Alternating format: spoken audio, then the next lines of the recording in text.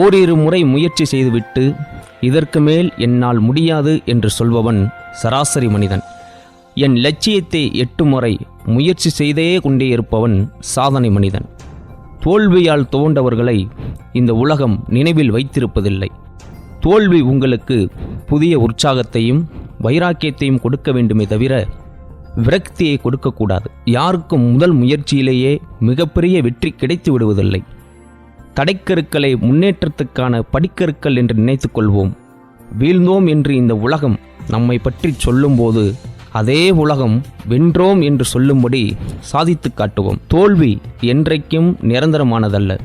நம்முடைய முயற்சிகளில் சில தோல்வியை தழுவலாம். ஆனால் முயற்சியே எடுக்காமல் விட்டுவிட்டால் நம்முடைய வாழ்க்கையே தோல்வியில் முடியும். உடனுக்குடன் பலன் எதிர்பார்ப்பது, உடனே பலன் கிடைக்காவிட்டால் சோர்ந்து விடுவது சிறுபிள்ளைத்தனம். பிரச்சனையை கண்டு ஓடி ஒளிவது கோழைத்தனம். ஓடி ஒளிவதால் பிரச்சனைக்கு தீர்வு கிடைப்பதில்லை.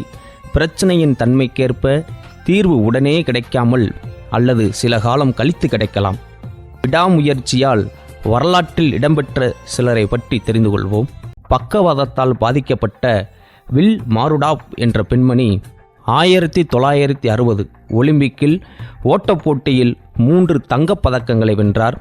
5 வயதில் இளம்பிள்ளை வாதத்தால் பாதிக்கப்பட்ட செல்லி மான் 1956 ஒலிம்பிக்கில் நீச்சல் போட்டியில் தங்கப்பதக்கம் பெற்றார். ஒரு ஊருக்கு செல்வதற்கு பல வழிகள் இருப்பது போல நம்முடைய இலக்கை அடைவதற்கும் பல்வேறு வழிகள் உள்ளன. ஒரு வழி அடைபட்டால் மாற்று வழி பற்றி யோசிக்க வேண்டும். மிக பிரபலமான விஞ்ஞானி ஆல்பர்ட் ஐன்ஸ்டீனிடம் முட்டாள்தனத்துக்கு விளக்கம் கேட்டபோது, ஒரே வேலையை திரும்ப திரும்ப ஒரே மாதிரி செய்துவிட்டு வித்தியாசமான பலனை எதிர்பார்ப்பதற்கு பெயர்தான் முட்டாள்தனம் என்றாராம். அலெக்சாண்டர் கிரஹாம்பெல் காது கேளாத தன் மனைவிக்கு காது கேட்பதற்காக கருவி கண்டுபிடிக்கும் முயற்சியில் ஈடுபட்ட போதுதான் தொலைபேசியை தற்செயலாக கண்டுபிடித்தார். உங்களுக்கு புதிய வாய்ப்பு பிரச்சனை உருவத்தில் வரலாம் என்பதை நினைவில் கொள்ளுங்கள். நமக்கு தோல்வியோ பின்னடைவோ வரும்போது நம்மை நாமே கேட்டுக்கொள்ள வேண்டிய கேள்விகள் இதோ. தோல்வி அல்லது பின்னடைவுக்கு என்ன காரணம்? எங்கே தவறு நடந்தது? நான் இதிலிருந்து கற்றுக்கொண்ட பாடம் என்ன? இனிமேல் இந்த மாதிரி தவறு நிகழாமல் இருக்க என்ன செய்ய வேண்டும்?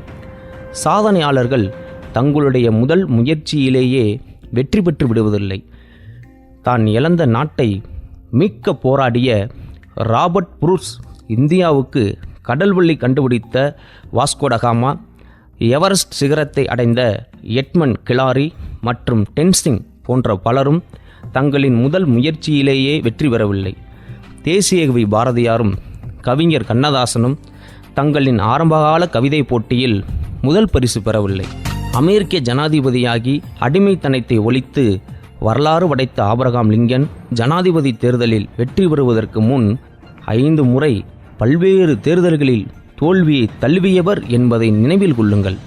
தங்கள் பிள்ளை சரியாக படிக்கவில்லையே என்று புலம்பும் பெற்றோருக்கு விஞ்ஞானி எடிசனின் நிஜ வாழ்க்கை கதை தைரியமூட்டும். மின்சார விளக்கு உட்பட 1000த்திற்கும் மேற்பட்ட புதிய கண்டுபிடிப்புகளுக்கு சொந்தக்காரரான விஞ்ஞானி தாமஸ் ஆல்வா எடிசனுக்கு காது சரிவர கேட்காது. 3 மாதமே பள்ளியில் படித்தவர் அடிமக்கு என்ற ஆசிரியர்களால் முத்திரை குத்தப்பட்டு பள்ளியிலிருந்து நிறுத்தப்பட்டார். 1000 முறை புது புது வழிகளில் முயற்சி செய்தும் மின்சார விளக்கை கண்டுபிடிக்க முடியாமல் போனதை பார்த்து மற்றவர்கள் கிண்டல் செய்தபோது, நான் 1000 வழிகளில் மின்சார விளக்கு எரியாது என்ற உண்மையை கண்டுபிடித்தேன் அல்லவா என்று தமாசாக பதிலளித்தார். தான் 67 வயதில் இவரது ஆராய்ச்சி மையம் தீ விபத்தில் சாம்பலாகியது. அப்போது அவர், பரவாயில்லை, கடவுள் புதிய கண்டுபிடிப்புக்கு வழிவகுத்து கொடுத்துள்ளார் என்று கூறினார். விடாமுயற்சிக்கும் மன வலிமைக்கும் எடிசனை தவிர வேறு யாரை உதாரணமாக சொல்லுவது? பீத்தோவன் காது கேளாதவர், இளம் வயதில் இசை ஞானம் இல்லாதவர் என்று ஒதுக்கப்பட்டார். ஆனால் பிற்காலத்தில் உலகிலேயே உன்னதமான இசையை உருவாக்கியவர் என்று புகழப்பட்டார்.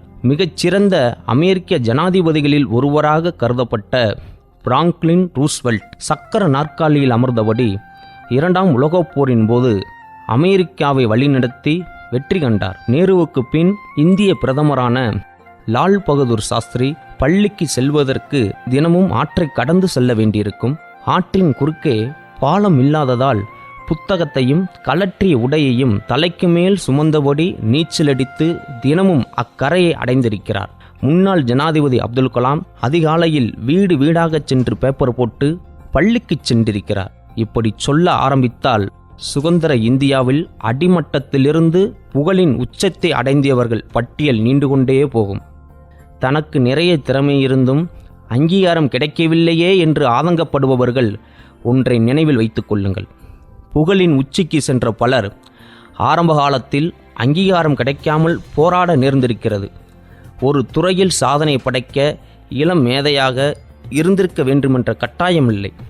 ஆர்வமும் ஈடுபாடும் திறமையும் உழைப்பும் இருந்தால் எந்த வயதிலும் சாதனை படைக்கலாம். மிகச்சிறந்த சாதனையாளர்கள் துரதிர்ஷ்டமாக சறுக்கி விழ நிறந்தாலும் அவர்களுடைய தன்னம்பிக்கையும் கம்பீரமும் சற்றும் குறைவதே இல்லை. எல்லா தோல்விகளும் அனைவரையும் ஒரே மாதிரி பாதிப்பதில்லை. உதாரணமாக தேர்வு, போட்டி, வியாபாரம் மற்றும் தற்கொலை செய்து கொள்பவர்கள் ஒரு ரகம்.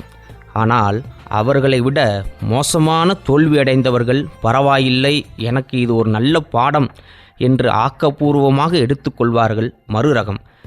நாம் இந்த இரண்டாவது ரகத்தை சார்ந்தவர்களாக இருக்கலாம்.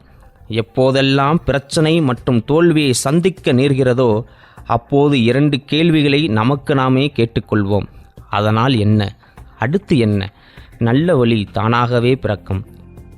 இந்த வீடியோ பற்றிய கருத்துக்களை கமெண்ட் பண்ணுங்க. சேனலை மறக்காம சப்ஸ்கிரைப் பண்ணுங்க.